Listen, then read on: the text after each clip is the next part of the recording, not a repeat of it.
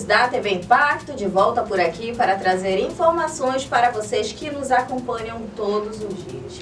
Olha só, hoje nós estamos trazendo um assunto de muita importância para toda a sociedade.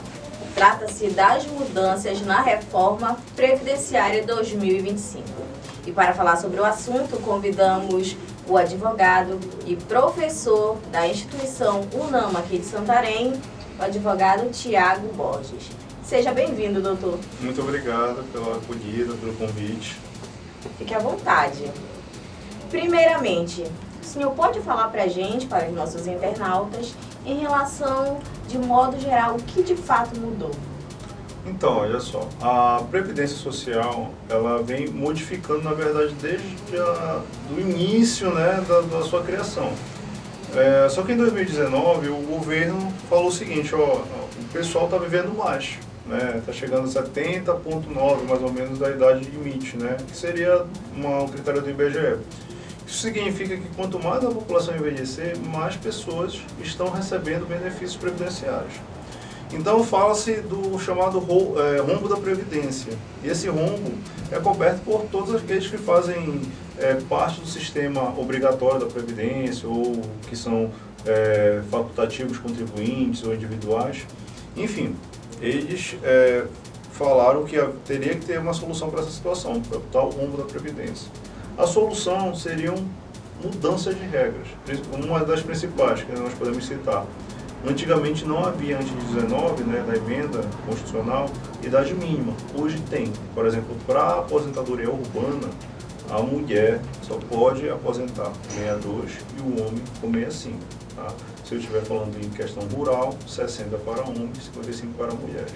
Essa limitação de idade não havia antes. Então, só por esse fator, você já tira aí que muitas das previdências, ou seja, muitas pessoas que precisam dessa aposentadoria só vão poder alcançar quando chegar a esta idade. Então, já que eu estou falando, por exemplo, de um limite de 70 para homens, né, eu tenho apenas uns 5 anos entre a idade limite de aposentar e aquilo que o IBGE fala que é a expectativa de vida dessa pessoa. Olha, compreensível, viu, gente?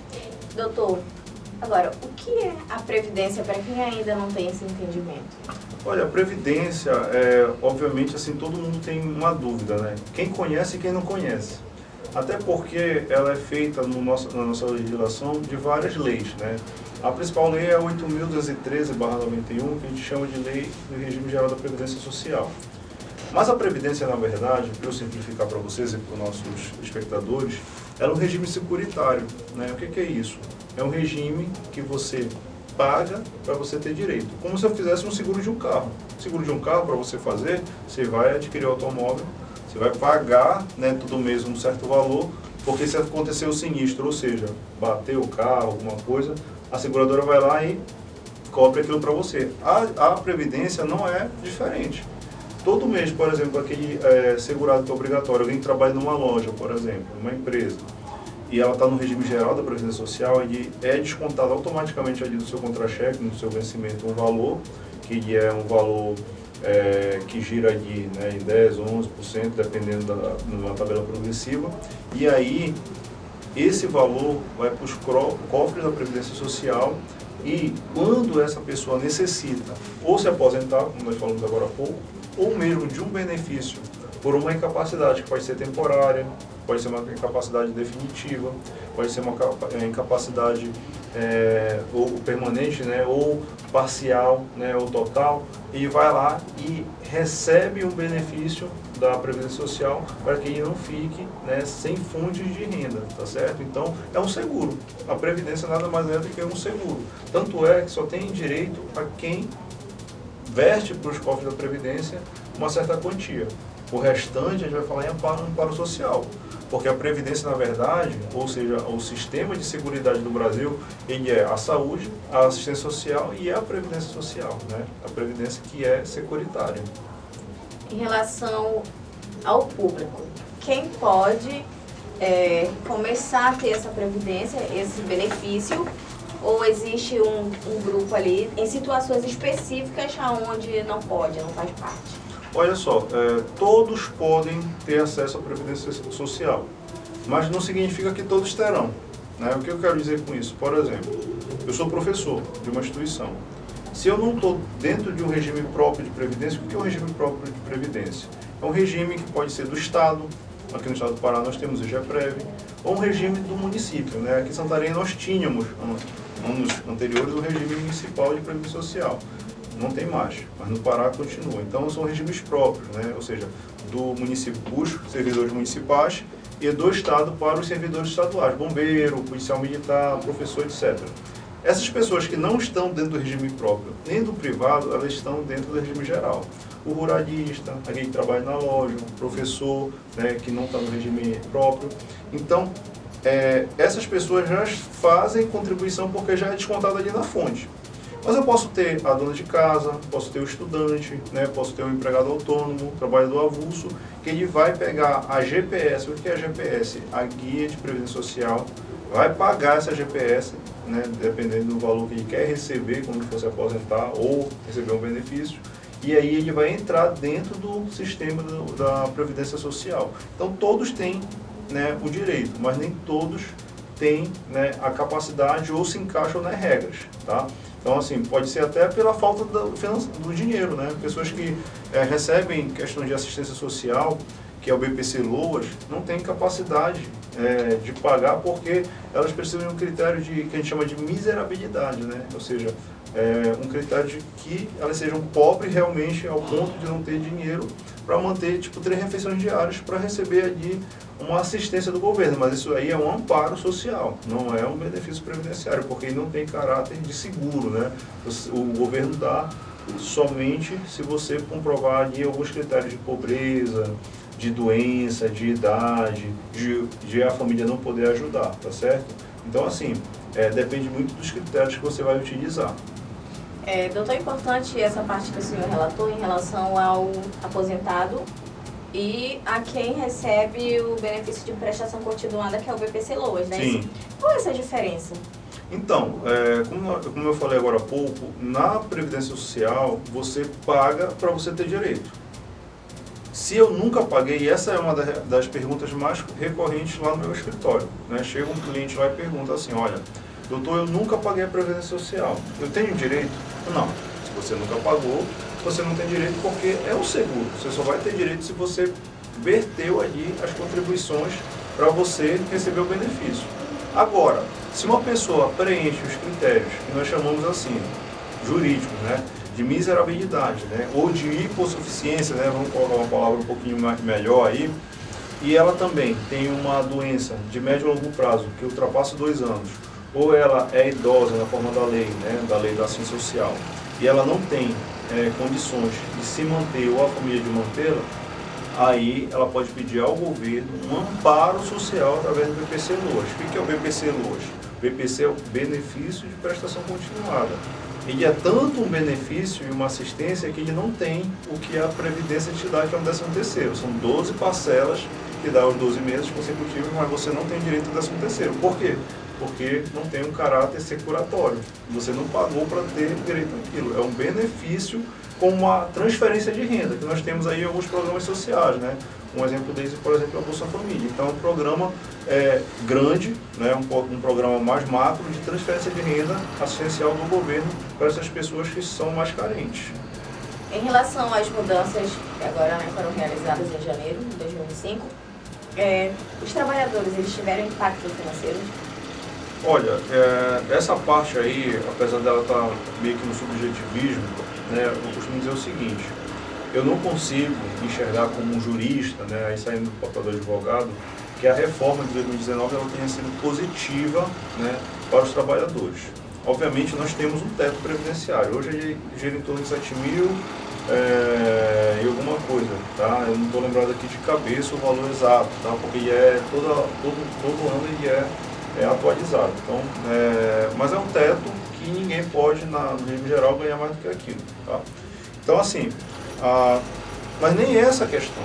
Né? Quando houve a reforma da Previdência, a minha interpretação é que se dificultou muito, né, que o valor real daquilo que a pessoa contribuiu durante a vida dela fosse revestido no momento em que ela estivesse precisando do amparo governamental.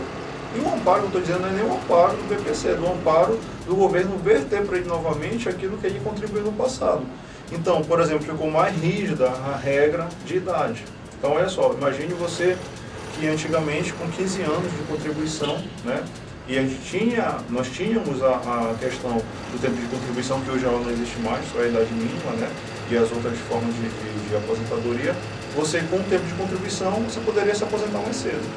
Justamente pelo aquilo que eu te falei no início, já que a pessoa estava se aposentando muito cedo, eu estico isso. Então, hoje, por exemplo, você, que é mulher, só pode se aposentar se você trabalhar na área urbana com 62. Não interessa quantos anos você vai trabalhar, só com 62, porque é um critério de corte mínimo, tá certo? Então, imagina se eu fico doente, posso ir com benefício. Mas aí, né, eu tenho que sempre estar ali de olho atento para ver se eu vou voltar para o mercado de trabalho ou não.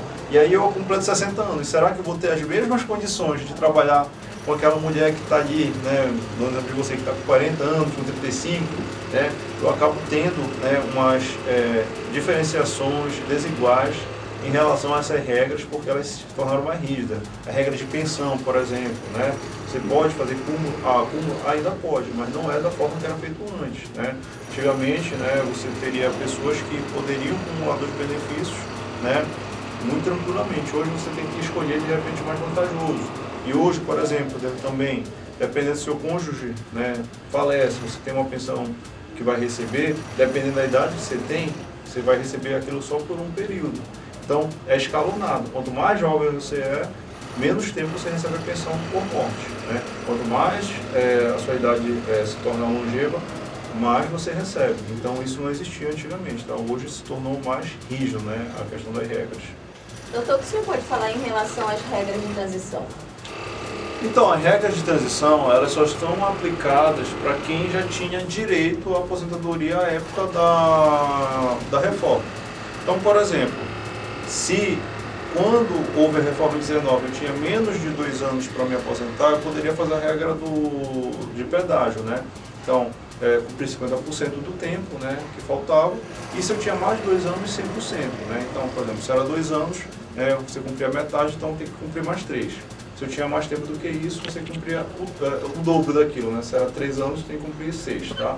Então, assim, essas regras de transição, que não são só essas, tem a regra de pontos, né? Tem outro tipo de regra, elas se aplicam para aquelas pessoas que, à época da Previdência, né? À época da reforma da Previdência, já tinham o direito, né? Ou já estavam próximos de se aposentar. Então, seria meio que injusto você dar para ela uma situação de uma idade mínima, né?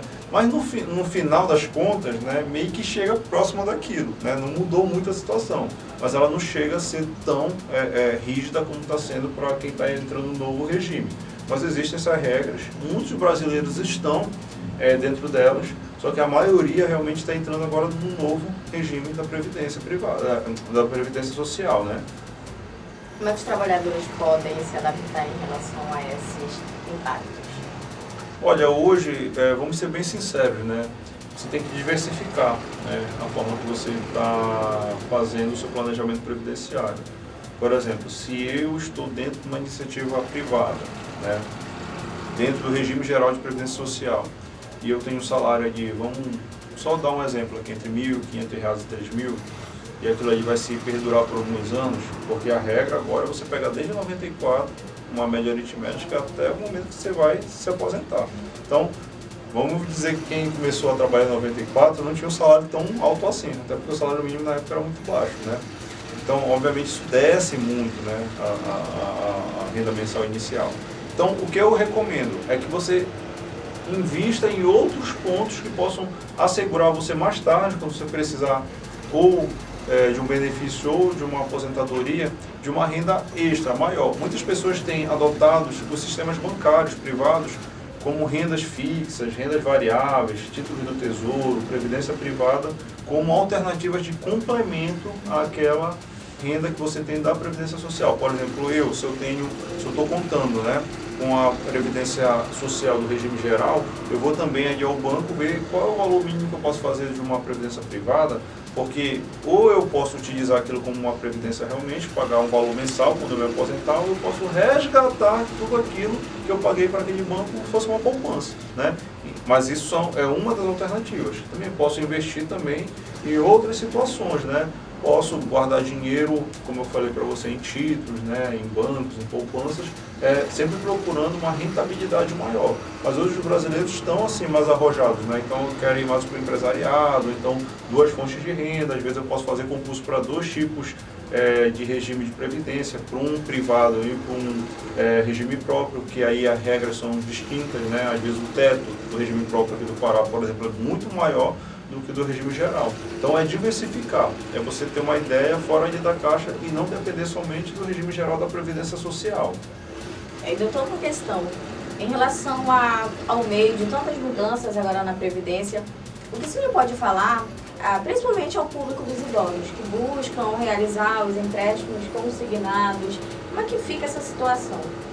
Bom, aí nós acabamos caminhando para uma outra esfera porque é muito recorrente, né? Infelizmente, não vamos procurar culpados aqui, mas fazer uma análise jurídica do que tem acontecido, principalmente, por exemplo, para mim, que trabalho no escritório e recebo esse tipo de demanda lá. Os idosos são pessoas vulneráveis, porque às vezes estão desacompanhados da família, de alguém que possa dar uma informação mais preciosa. Então, eles ficam nas mãos de instituições financeiras e às vezes de falsários. Então você passa ali num comércio, então uma instituição, e te oferecem diversos pacotes atrativos, né? E você não sabe como é que aquilo vai resultar, e ainda que saiba, ela recebe uma explicação, a cabeça do idoso já está um pouquinho mais lenta do que a cabeça daquele jovem, né? Então assim, você acaba sendo atraído por números, que às vezes são falsos ou números maquiados, e faz ali o famoso consignado. Faz o segundo, faz o terceiro, e quando você vai ver, está comprometido totalmente sua renda. E o parâmetro de comprometimento de renda que a justiça determina é 30%. Tem muita gente que já está, vamos colocar aí a palavra argolado, né, com a corda do pescoço, que você já está em 50%, 60%, 80% da renda comprometida. E elas vão até o escritório de advocacia pedir o quê? Que se reduza aquele valor para uma margem ok, né? Uma margem consignável de até 30%, porque senão ela não vai ter dinheiro para honrar seus compromissos diários. E muitas pessoas estão nessa situação. Então, o que eu indico a todos os idosos? Peçam informações, não fiquem sós, não vão ao banco só, não analisem as situações sozinhos, peçam ajuda dos advogados, a OAB, as universidades, por exemplo, a própria UNAM, ela tem um núcleo de prática jurídica que os alunos podem orientar, né? Hoje nós temos aí instrumentos tecnológicos que também às vezes são complexos porque os idosos não sabem operar, mas podem pedir para outra pessoa de ajudar ali numa decisão, né, de escolha. A família também tem que estar junto. Então, assim, se tem um conselho, não faça isso sozinho. Não ande sozinho, correndo risco de receber propostas que você mais tarde não possa honrar e possa até comprometer muito da sua renda. Doutor Tiago, eu quero agradecer a sua presença aqui no estúdio da TV Impacto para trazer esses esclarecimentos aqui aos nossos internautas. Eu gostaria de agradecer também ao convite, né? Eu gostaria de agradecer ao trabalho que vocês fazem, que é levar informação. Hoje, em tempos, né, eu sei que aqui também há essa questão da diversidade da informação, de como ela chega até as pessoas que precisam dela. Então, assim, que bom ver que as pessoas se preocupam com temas sociais importantes e a forma como eles vão chegar para as pessoas, né, os destinatários da mensagem. Então, parabéns pela iniciativa, parabéns pela escolha do tema, né, parabéns pelo trabalho profissional que vocês vêm fazendo. E é uma honra, né, para mim como advogado, como jurista, como professor, estar aqui falando, né, de certo modo, ajudando em uma função, em uma questão social muito cara, muito importante, que são nossos idosos, as pessoas que precisam da previdência social, e espero ter ajudado, né, tanto aqui a matéria quanto as pessoas para que ela vai chegar. Muito obrigada, as portas da TV Impacto estão abertas para o senhor voltar e trazer outras informações. Muito obrigado. E você de casa, curta, comente, compartilhe e até a próxima.